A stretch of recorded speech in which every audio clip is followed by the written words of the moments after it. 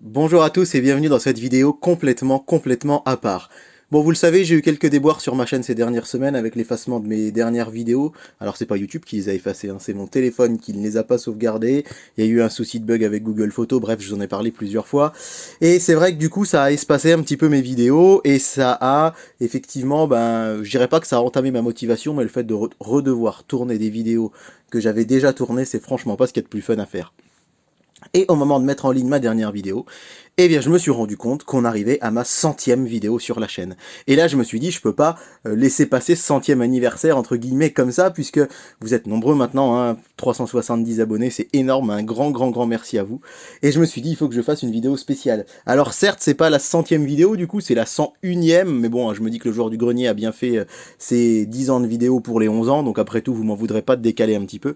Et je me suis dit tiens, moi qui suis fan de Noël, qui suis fan de Disney, si je faisais une vidéo pour mes abonnés, une vidéo spéciale Noël et Disney. Noël, c'est vraiment mon truc. Je suis fan de Noël. Ce serait que de moi, la maison serait décorée toute l'année. Non, j'exagère. Peut-être pas quand même, mais j'adore décorer, j'adore Noël. Et je me suis dit, tiens, si je vous présentais un petit peu un Noël Disney. Alors, ça va être une vidéo en deux parties. D'abord chez moi. Et puis après, je vais aller vous emmener, vous balader dans ma ville, puisque j'ai la chance d'habiter dans une petite ville qui met Disney à l'honneur chaque année, il y a des décos de Noël Disney, des fresques un petit peu partout dans la ville. Donc je vais vous en présenter quatre, les quatre principales. Hein. Et en attendant, on va faire un petit tour chez moi. Alors je sais que certains rêvent d'un room tour. J'y réfléchis, je me disais que ce serait chouette. Ça fait un petit moment que je réfléchis à faire cette vidéo pour les 1000 abonnés. Bon, 1000 abonnés, ça paraît loin. On verra déjà ce qu'on pourra faire pour les 500. En tout cas, sachez qu'il y a deux sapins de Noël chez moi. Il y en a un dans ma chambre, alors ici vous avez quand même un petit coin hein, où on aperçoit des figurines Disney, on aperçoit tout un tas de petites choses.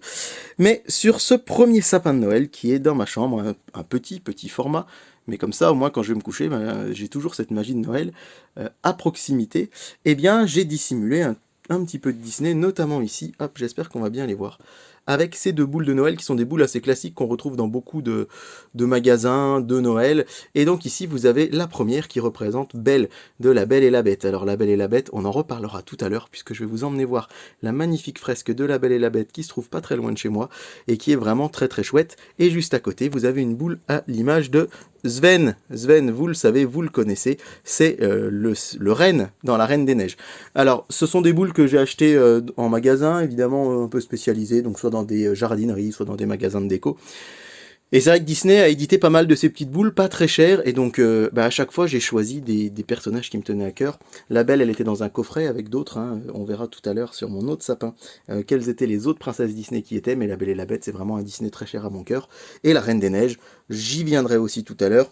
La Reine des Neiges c'est aussi vraiment un Disney que moi je trouve très bien. Je sais que la critique est assez facile concernant La Reine des Neiges, mais vous verrez, je vous montrerai la fresque de La Reine des Neiges tout à l'heure dans ma petite ville, et on aura l'occasion d'en discuter.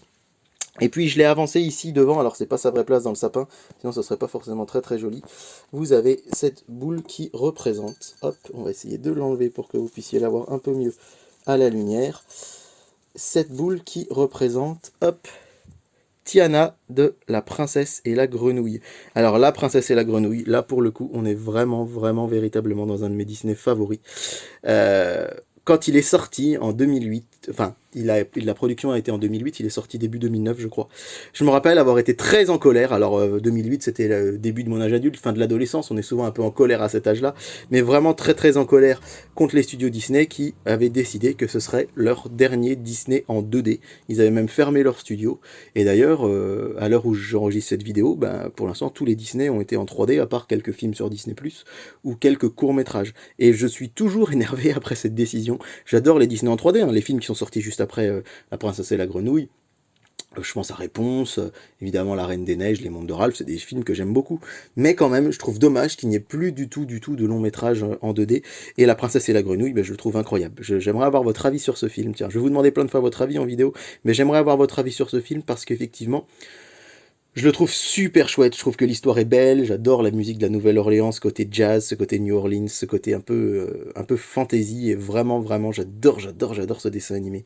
Et je trouve vraiment dommage que ce soit le dernier en 2D encore une fois, mais je trouve l'histoire vraiment folle, et je crois d'ailleurs qu'il y a une série Tiana qui est en préparation pour sur Disney+, et du coup j'espère que ce sera l'occasion d'avoir des goodies un petit peu de La Princesse et la Grenouille à droite à gauche. Voilà pour ce sapin. Alors un petit truc qui fait toujours rigoler les gens quand ils viennent chez moi, il y a une petite crèche au pied, et j'ai placé un faux Simba sur le toit. Alors, c'est un. C'est un petit lionceau que j'avais eu dans les, vous savez, dans les Kinder Surprise quand j'étais enfant.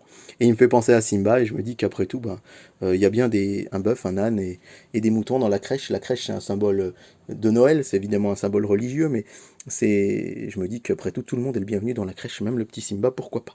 Voilà pour ce premier aperçu. Donc on est ici dans ma chambre de ce premier sapin et on va aller tout de suite voir le sapin principal hein, qui est dans la pièce à vivre. Allez, on passe dans le salon. Alors, je m'excuse par avance. Hein, j'ai vu que la qualité vidéo de ce que j'ai fait avant était vraiment pas terrible. Malheureusement, j'ai pas d'éclairage d'appoint. J'ai pas voilà, de lumière artificielle autre que la lumière du jour et la lumière des pièces dans lesquelles je filme. Malheureusement, aujourd'hui, la luminosité est quand même assez sombre. On est dans une journée un peu tristounette. Et je suis vraiment désolé de la qualité des images que je vous donne. Encore une fois, je suis avec mon téléphone. Hein. Si un jour j'ai plein d'abonnés et que je peux me permettre d'avoir gagné un petit peu d'argent pour pouvoir avoir du meilleur matériel, je le ferai, mais c'est vrai que là, financièrement, c'est quand même un petit peu compliqué, donc je vous demande de bien vouloir m'en excuser. Alors, sur mon grand sapin de Noël, il y a des petites boules Disney qui se cachent à droite, à gauche, et on va commencer justement à gauche du sapin, avec cette boule-là, qui était dans un pack aussi avec plusieurs boules de Noël, et cette boule-là, elle représente Tigrou. Voilà, une boule Winnie l'ourson. Alors Tigrou et Winnie, c'est un peu toute mon enfance, même si c'est malheureusement une licence que je dirais que j'ai un peu laissé tomber à l'âge adulte. J'adorais petit regarder Winnie, Gros Minet, Porcinet, Gros Minet, n'importe quoi. Winnie, Porcinet, Grand Gourou, Petit Gourou, etc., etc. Bourriquet, évidemment, c'était mon préféré. Mais c'est vrai que, en grandissant, je l'ai un peu laissé tomber, même si j'avais bien aimé Jean-Christophe, le film qui était sorti à l'automne 2018. Alors de l'autre côté, c'était dans le pack avec Tiana, que je vous ai montré tout à l'heure, et Belle. Vous reconnaissez bien sûr Aurore. La jolie Aurore de La Belle au Bois dormant. La Belle au Bois dormant, c'est pas forcément un de mes Disney d'enfance. Je l'ai découvert un petit peu plus tard, sur le tard, mais c'est vrai que c'est vraiment une très très belle histoire et je l'aime beaucoup. Là, ici, on a une boule qui est très belle parce elle est en métal. Et vous voyez dessus Mickey, Donald, le Père Noël avec Mickey, Minnie et Daisy dans le traîneau et Donald également. Je la trouve vraiment vraiment chouette celle-là, elle est en métal, elle est un peu lourde. Et c'est une des toutes premières boules Disney que j'ai achetées, donc forcément, comme vous vous en doutez, je l'aime beaucoup. Et puis il y a la nouveauté de cette année, c'est une boule que j'ai achetée dans une enseigne de magasin de décoration, je dirais, pour ne pas faire de publicité. Et c'est une boule Bambi. Alors elle m'a coûté un petit peu cher parce qu'elle est très grosse, vous voyez Bambi et Pampan, mais en même temps, qu'est-ce que je ne ferais pas pour Bambi et Pampan? Là encore une fois, un film que j'ai eu étant enfant, en cassette vidéo, et que j'ai regardé plein de fois, et même si bien sûr j'étais toujours triste au moment de la mort de la maman de Bambi, je trouve un peu dommage que les gens ne retiennent finalement presque que ça de Bambi. C'est une histoire assez dingue, assez folle, très belle, et évidemment à chaque fois qu'on parle de Bambi, on parle de la mort de la maman, ce qui est évidemment l'événement dramatique du film, mais ça me tient assez à cœur qu'on pense bien à l'œuvre dans son entièreté, je sais pas ce que vous en pensez. Alors là, juste derrière, regardez, on a une belle flèche en bois, estampillée Noël, là aussi ça vient d'un magasin de décoration assez connu. Je trouvais ça vraiment joli, alors d'habitude je la mettais un petit peu plus haut, là je l'ai changé de place, à voir. Et, et ici, alors là vous avez une pièce que je suis très très heureux d'avoir rentrée. C'est une pièce qui vient du Disney Store des Champs-Élysées. Alors cette décoration de Noël, je ne l'ai pas mis dans mon sapin parce qu'elle est très très lourde. Et mon sapin, alors, team sapin artificiel, team sapin naturel, je sais pas ce que vous préférez vous. Moi, je préfère les naturels, j'adorerais, l'odeur de l'épicéa, ça me rappelle l'enfance, vraiment, ces sapins. Mais, comme vous le voyez, moi, j'ai un sapin artificiel, simplement parce que on avait trouvé ce sapin, j'avais fait une très très bonne affaire parce que c'était un sapin qui coûtait près de 100 euros et je l'ai pu l'acheter 20 en jardinerie parce qu'il manquait quelques branches, mais les branches qui manquent elles sont derrière, donc quand vous le voyez comme ça vous choque pas. Et c'est vrai que ramasser les épines, tout ça, c'était un petit peu fatigant, mais ça me manque un petit peu. Alors il y a 3-4 ans, j'avais remis un sapin naturel quand même. Mais cette année, on est toujours en mode artificiel et donc les branches ne pouvaient pas supporter ce magnifique bossu de Notre-Dame, acheté au Disney Store de Paris, Champs-Élysées, cet été au mois d'août. Alors, moi, dès que je vais au Disney Store, j'y vais pas souvent, hein, allez, une fois par an, je dirais. Cette année, j'y suis allé 2 fois, puisque je suis allé voir les décos de Noël à Paris le 4 décembre dernier. Mais à chaque fois que je vais au Disney Store, j'ai envie d'acheter des goodies. J'achète toujours des choses. Et alors, pour peu que ce soit des goodies, Robin des Bois, Le Bossu de Notre-Dame ou Oliver et compagnie, je craque quasiment à chaque fois. C'est mes 3 Disney de cœur dans le sens où c'est des Disney d'enfance, c'est des Disney que j'ai vus 1000 fois et c'est des Disney que je sais un petit peu moins aimés par les gens. Et du coup, il y a moins de goodies, il y a moins d'objets dérivés de ces 3 films et du coup, je les aime encore plus, ils ont une place particulière dans mon cœur. Je pourrais pas vous dire quel est mon Disney préféré, mais si vous vous posez la question, dites-vous bien que dans un coin de ma tête, j'ai ces 3 films, Oliver et compagnie, Le Bossu de Notre-Dame et Robin des Bois, qui sont vraiment mes gros Disney de cœur. Et à côté de ça, il y a la Trinité, La Belle et la Bête, Aladdin, Le Roi Lion, et puis les Aristochats, Le Livre de la Jungle et La Princesse et la Grenouille. Donc en gros, ça fait une dizaine de films. Vous avez les 3 de cœur et les 7 autres que j'adore aussi profondément, mais bref. Une longue phrase pour vous dire que dès que je vois des goodies du Bossu de Notre-Dame, comme c'est très rare, j'ai envie de les acheter, et là j'ai craqué. Alors il faut savoir que je l'ai payé quand même une quinzaine d'euros, mais c'était quand même, c'était censé être beaucoup plus cher. Et ça, c'est une chose un petit astuce bon plan, si vous voulez acheter des décorations de Noël au Disney Store, eh bien, je vous conseille d'y aller hors des fêtes. C'est tout bête, mais là, il y avait des grosses promos au mois d'août. Évidemment, au mois d'août, on pense pas aller acheter des guirlandes ou des boules de Noël, mais déjà, Noël, c'est toujours vite là. Si vous regardez un petit peu, une année, ça défile tellement vite on est à peine en janvier à ranger le sapin qu'il faut déjà le ressortir fin novembre. Et là, elle était à 15 euros, si je dis pas de bêtises, au lieu de 20 ou 25. Et là, j'y suis retourné donc avant Noël au Disney Store et j'ai failli acheter une décoration Oliver et compagnie, parce que pareil, des produits dérivés Oliver et compagnie, on n'en trouve jamais. Mais elle était en plastique. Et elle coûtait 18 euros, je crois, et les finitions n'étaient pas incroyables, je trouvais. Et là, vraiment, je trouve que ce bossu, eh bien, il est en résine, la figurine est lourde, et il est vraiment, vraiment chouette. Et je suis vraiment très, très amoureux de cet objet. Alors, je ne l'ai pas mis dans mon sapin, mais il décore quand même à côté. Et pour finir ce premier petit tour chez moi, eh bien, un autre objet qu'on va voir ici, qui est un objet qui nous vient du Disney Store également, c'est cette petite représentation de Mickey et Minnie vintage devant un lampadaire. Alors je vais vous montrer ça de plus près. Là c'est pareil, c'est un achat Disney Store qui devait être un objet qui était à 40 euros et qui était soldé à 26 parce que je l'ai acheté en août. Donc c'est magnifique, je trouve ça vraiment magnifique. On a ce Mickey, cette Minnie vintage avec ce petit lampadaire, avec la couronne de l'avant en forme d'oreille de Mickey, et je trouve que je le trouve vraiment trop beau, trop chouette. C'est aussi en résine, et c'est illuminé. Alors pour illuminer d'ailleurs, je n'ai pas retiré la petite languette, et ben vous savez quoi, on va le faire ensemble tout de suite. Vous voyez, on a une petite languette dessous, je n'avais jamais testé l'illumination, là voilà, regardez ça comme c'est beau. Voilà, ça s'illumine, on a ce petit lampadaire qui s'allume. Et encore une fois, pour faire des bonnes affaires au Disney Store, il vaut mieux y aller à cette période-là de l'année. Voilà, j'espère que ce petit aperçu de chez moi vous aura plu. N'hésitez pas à partager cette vidéo. Elle est loin d'être terminée, mais je le dis encore une fois parce que c'est vrai que plus vous êtes nombreux, plus ça crée une émulsion et c'est vraiment adorable. Je vous remercie pour vos commentaires vraiment très très gentils sur ces dernières vidéos que j'ai publiées. Et maintenant, je vous invite vous allez venir avec moi dehors, on va aller se balader dans ma ville, et on va aller découvrir justement des scénettes de Noël qui sont un petit peu partout. On y va! Allez, premier point extérieur que je voulais voir ensemble avec vous, c'est cet endroit qui est assez incroyable, qui est donc destiné à Peter Pan. Comme je vous le disais, la municipalité de la ville où j'habite a décidé de mettre Disney à l'honneur depuis plusieurs années pour les fêtes de fin d'année avec des fresques un petit peu partout. Et là, en fait, on est dans un endroit, c'est un parc municipal de Saint-Prix, et à cet endroit, il y a des expositions tous les étés, des expositions qui sont vraiment chouettes. D'ailleurs, cette année, c'était consacré au Pays des Merveilles, avec un petit lien avec Alice. Et il y a cette espèce de bateau qui est installé tout le temps. Et cette année, ils ont décidé de déplacer la fresque de Peter Pan, qui était l'année dernière devant l'église de la ville. Ils ont décidé de la déplacer dans le parc. Et je trouve l'idée excellente parce que forcément, ça colle super bien au bateau. Alors vous avez ici Wendy avec ses 2 frères, dont j'ai oublié les prénoms. Je suis désolé. Alors pour info, Peter Pan, c'est pas un de mes Disney d'enfance. Et pour moi, c'est vraiment catégorisé. Alors par contre, je vous dis, il y a des Disney d'enfance et des Disney que j'ai connus plus tard. Qualitativement, ça n'a aucun impact sur mon avis sur les films. Par exemple, je trouve qu'Alice au Pays des Merveilles est un Disney fabuleux, mais je ne l'avais pas vu petit. Mais en l'occurrence, ceux que je n'ai pas vus petits, je les connais moins, parce que je les ai vus par la suite plus grands, mais c'est-à-dire que petits, j'imagine que vous étiez un peu comme moi, surtout si vous avez grandi comme moi dans les années 90, on avait des cassettes, et on les passait en boucle, parce qu'à l'époque, il n'y avait pas Netflix, il n'y avait pas Disney+, on n'avait pas un contenu illimité à regarder tout le temps. Et du coup, forcément, mes Disney d'enfance, Blanche-Neige, Robin des Bois, Le Roi Lion, Aladdin, La Belle et la Bête, je pourrais vous en citer plein comme ça, hein, Dingo et Max, Les Bossus de Notre-Dame par exemple, Rox et Rookie, Les Aristochats et d'autres, je les connaissais par cœur parce que je les regardais en boucle. Et encore aujourd'hui, je peux vous citer le nom des personnages sur le bout des doigts. Peter Pan, je l'ai découvert plus tard. Alors j'avais un des amis de la famille qui m'avait offert une cassette Peter Pan quand j'étais petit, mais vous savez, c'était à l'époque on disait pas le Peter Pan de Wish, mais c'était un peu l'idée, c'est-à-dire vraiment un vieux dessin animé un petit peu, c'était une adaptation du conte, mais qui n'était pas du tout la version Disney. Donc je connaissais celle-là, mais déjà petit, je me rendais compte que c'était pas le Disney, je l'avais pas regardé plus que ça.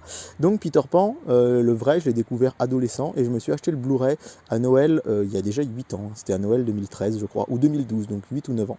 Et depuis, je l'ai regardé 2 ou 3 fois et je l'aime vraiment beaucoup, mais je le connais pas forcément par cœur. Voilà, donc vous avez les enfants, vous avez évidemment le Capitaine Crochet. Alors là, il se bat contre le Kraken, hein, il se bat pas contre un crocodile, mais voilà, et puis Peter qui vole au-dessus en direction du mât, et on va s'approcher, hein, puisque c'est autorisé de monter, on va s'approcher et on va aller voir la fée Clochette que vous voyez est ici, voilà, juste en dessous de Peter et du Capitaine Crochet. Voilà, donc pour ce premier coup d'œil, et maintenant on va se rendre un tout petit peu plus loin, à aller 300-400 mètres, découvrir la fresque d'un Disney sorti en 2013 qui est aujourd'hui l'un des Disney préférés des enfants de cette génération. Et comme vous le voyez, on a même Anna et Elsa qui ont élu domicile ici dans la ville basse, dans le quartier thermal. Alors évidemment, un Disney ultra populaire sorti en 2013, dont la suite est sortie à l'hiver 2019, à quelques encablures du confinement, heureusement d'ailleurs pour Disney, hein, parce que ça a permis au film de faire quand même un véritable carton. Première diffusion télé d'ailleurs sur M6 hein, pour ces fêtes de fin d'année. Et forcément c'est un des endroits les plus populaires parce que Anna et Elsa, parce que La Reine des Neiges, ça reste un Disney, enfin l'un des Disney les plus populaires, si ce n'est le plus populaire de ces 10 dernières années. À tort ou à raison, moi je sais que je suis plutôt fan. Je sais que dans mon entourage, il y en a beaucoup qui le critiquent, mais moi je trouve qu'il est aussi digne que Cendrillon, que La Belle au Bois dormant, que d'autres Disney princesses. Vraiment, je le trouve très chouette. Et Olaf est hyper attachant. Voilà, alors à vos avis en commentaire si jamais vous n'êtes pas du tout de mon avis.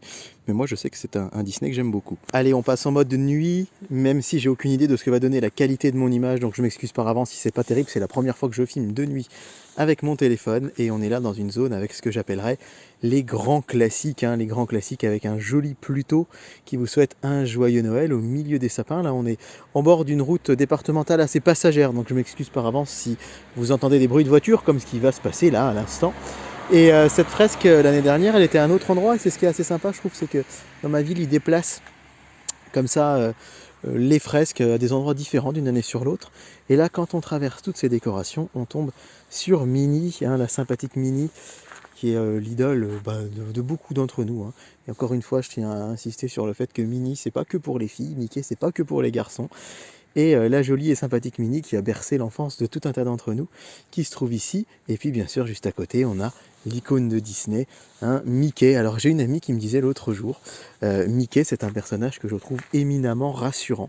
Avec Mickey, on a l'impression que rien ne peut jamais nous arriver.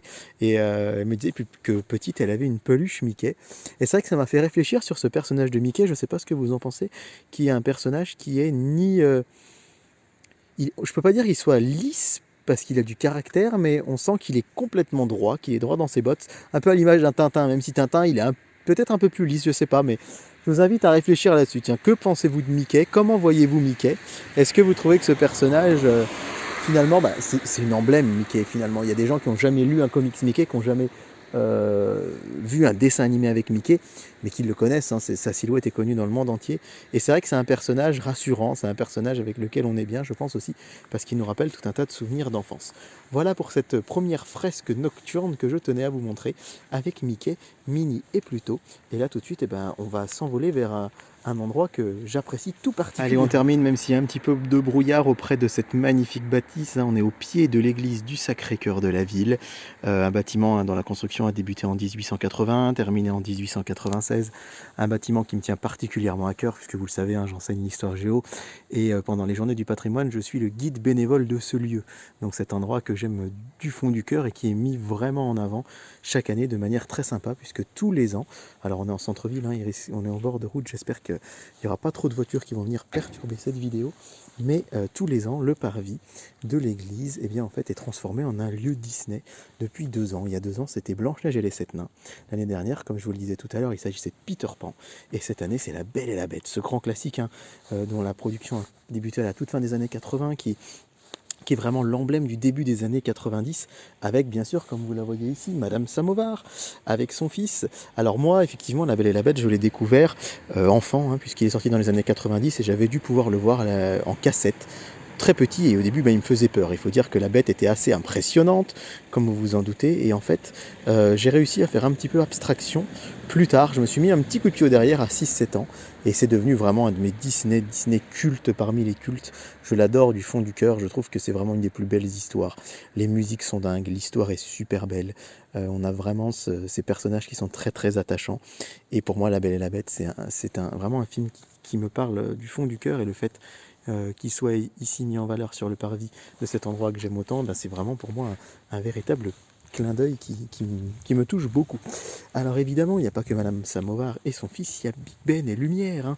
Il faut rappeler que La Belle et la Bête, c'est un Disney qui se passe en France, avec donc ces protagonistes qui vont être transformés au début du film. Alors hop, je passe devant, j'essaye de trouver un bon angle pour lequel, voilà, qui n'est pas mon ombre.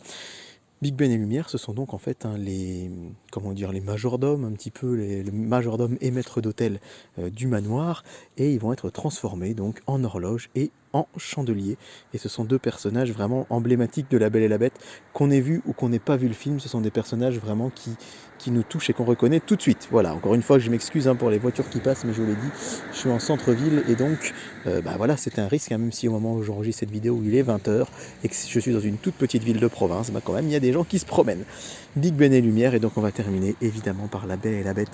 Alors dans une tenue qui n'est pas sans rappeler La Belle et la Bête, le Noël enchanté. C'est aussi pour ça que je trouve ça sympa. La Belle et la Bête, je vous rappelle, c'est 3 longs métrages. Il y a La Belle et la Bête 2 et La Belle et la Bête 3. Donc il y a La Belle et la Bête parmi ces 2-là, le Noël enchanté. Alors évidemment, ils sont loin d'être aussi réussis que le premier. Un jour, j'aimerais bien vous faire une vidéo sur les suites Disney, parce que je trouve que c'est un sujet passionnant. Je sais qu'il y a déjà des vidéastes qui sont risqués, mais j'aimerais vous donner votre avis sur ces suites, parce qu'il y a le monde magique de La Belle et la Bête, je crois, et La Belle et la Bête, un Noël enchanté. Il y a des suites qui sont vraiment bonnes et qui mériteraient vraiment qu'on s'y attarde, si ça vous intéresse. Toujours est-il que là, voilà, on est face, encore une fois, sur le parvis de cette très grande église, face cette année à une décoration qui évoque La Belle et la Bête. Et je trouve ça vraiment très chouette que ce soit Disney qui soit mis en valeur. Et c'est par cette petite vidéo, ce petit passage, que je vais terminer cette vidéo complètement hors série. C'est rien à voir avec ce que je vous fais d'habitude. Et si ça vous plaît, n'hésitez pas à la partager, à la commenter, à en parler autour de vous, parce que vraiment, on est de plus en plus nombreux, on échange beaucoup en commentaire ou sur Instagram, et c'est hyper plaisant. Donc merci à vous tous de votre fidélité, de votre gentillesse, et d'être si nombreux sur David Collectionne. Je tenais vraiment à vous remercier avec cette 100e vidéo, ou presque, et je vous souhaite une excellente journée, de très belles fêtes de fin d'année.